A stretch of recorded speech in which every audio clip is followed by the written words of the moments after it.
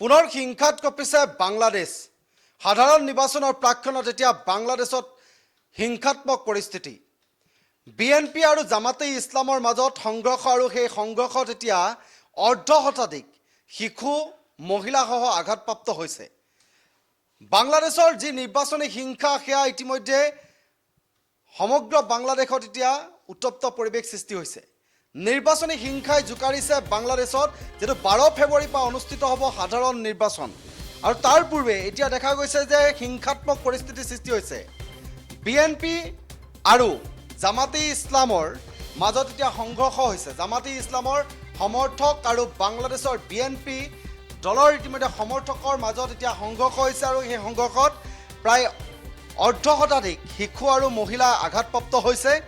যেটো বাংলাদেশৰ পৰিস্থিতি, শেহতীয়া পৰিস্থিতি যদি আমি কওঁ, ছাত্ৰ আন্দোলনৰ পাছত বাংলাদেশৰ যি হাছিনা চৰকাৰৰ ইতিমধ্যে পতন ঘটিছিল, তাৰ পাছতেই ইউনিছৰ নেতৃত্বত মহম্মদ ইউনিছৰ নেতৃত্বত এখন সুস্থ চৰকাৰৰ দাবী কৰি সকলোৱে ভাবিছিল এখন সুস্থ সবল চৰকাৰ গঠন হ'ব। কিন্তু ইউনিছৰ নেতৃত্বতো চৰকাৰে তেনে কোনো ধৰণৰ এক সঠিক পথ দেখুৱাব নোৱাৰিলে, যাৰ বাবে সকলোৱে নিৰ্বাচনৰ ইতিমধ্যে দাবী কৰিছিল। আৰু তাৰ পাছতেই 12 ফেব্ৰুৱাৰীত অনুষ্ঠিত হ'বলৈ গৈ আছে সাধাৰণ নিৰ্বাচন। আৰু সেই নিৰ্বাচনৰ প্ৰাক মুহূৰ্তত এতিয়া হিংসাত্মক পৰিস্থিতি সৃষ্টি হৈছে বাংলাদেশত। বাংলাদেশৰ শেহতীয়া পৰিস্থিতি আমি যিহেতু কৈছোঁ যে ছাত্ৰ সংগঠনৰ যি এগৰাকী ছাত্ৰ নেতা আছিল উছমান হাদি, আৰু উছমান হাদিক আততায়ী গুলীত মৃত্যু হৈছিল। আৰু তাৰ পাছৰ পৰিৱেশ সকলোৱে দেখিছিল বাংলাদেশত কেনে পৰিৱেশ সৃষ্টি হৈছিল। ঠিক একেদৰে যদি আমি যাওঁ, শ্বেখ হাছিনা পতনৰ আগমুহূৰ্তত যিটো আন্দোলন হৈছিল, সেই আন্দোলনৰ সময়ত কেনে হিংসাত্মক পৰিস্থিতিৰ সৃষ্টি হৈছিল বাংলাদেশত, সেয়াও সকলোৱে দেখিছিল। তাৰ পাছত এতিয়া আহিছে নিৰ্বাচনী হিংসা।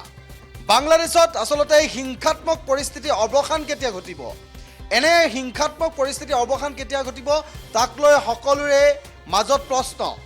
12 ফেব্ৰুৱাৰীৰ পৰা অনুষ্ঠিত হ'ব সাধাৰণ নিৰ্বাচন, তাৰ মাজতেই জামাতে ইছলামে নিৰ্বাচনী প্ৰচাৰ চলাইছে। ঠিক একেদৰে বিএনপি দলেও ইতিমধ্যে নিৰ্বাচনী প্ৰচাৰ চলাইছে।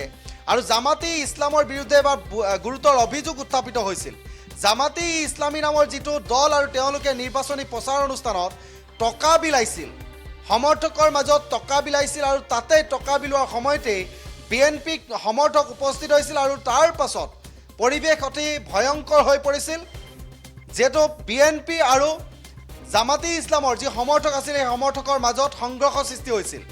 আৰু সেই সংঘৰ্ষত শিশু মহিলাসহ প্ৰায় অৰ্ধ শতাধিক লোক আঘাতপ্ৰাপ্ত হৈছে, য'ত এতিয়া চিকিৎসাধীন হ'ব লগা হৈছে। 12 ফেব্ৰুৱাৰীৰ নিৰ্বাচন মাজত আৰু 72 ঘণ্টা বাকী আছে। আৰু তাৰ পূৰ্বে ইতিমধ্যে বাংলাদেশত এনে হিংসাত্মক পৰিস্থিতি ভয়ংকৰ হৈ উঠিছে। নিৰ্বাচনী প্ৰাক নিৰ্বাচনী যি হিংসা, সেয়া হিংসা এতিয়া বাংলাদেশত তীব্ৰতৰ হৈ উঠিছে। আৰু এই নিৰ্বাচনী হিংসাৰ মাজেৰে এতিয়া এই নিৰ্বাচন অনুষ্ঠিত হ'ব। এই নিৰ্বাচনত কেনেধৰণৰ এতিয়া কোনে চৰকাৰ গঠন কৰিবলৈ সক্ষম হ'ব, এইবোৰ প্ৰশ্ন উত্থাপন হৈছে। কিন্তু জামাতে ইছলামৰ যি সমৰ্থকৰ আৰু বিএনপি সমৰ্থকৰ মাজত যি সংঘৰ্ষ, আৰু সেই সংঘৰ্ষ এতিয়া চূড়ান্ত ৰূপ ধাৰণ কৰিছে।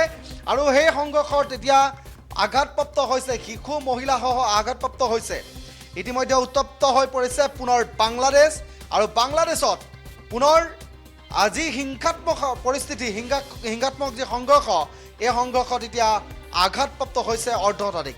12 ফেব্ৰুৱাৰী সাধাৰণ নিৰ্বাচনক লৈ যি প্ৰচাৰ অভিযান চলি আছিল, এই প্ৰচাৰ অভিযানৰ মাজতে এনেধৰণৰ সংঘৰ্ষ সৃষ্টি হৈছে। আৰু পৰৱৰ্তী সময়ত নিৰ্বাচনৰ সময়ত কেনেধৰণৰ পৰিস্থিতি সৃষ্টি হ'ব, আৰক্ষী প্ৰশাসন নিৰাপত্তাৰক্ষীয়ে কেনেধৰণে এই পৰিৱেশ নিয়ন্ত্ৰণ কৰিব, তাক লৈ এতিয়া সকলোৰে মাজত প্ৰশ্ন উত্থাপন হৈছে।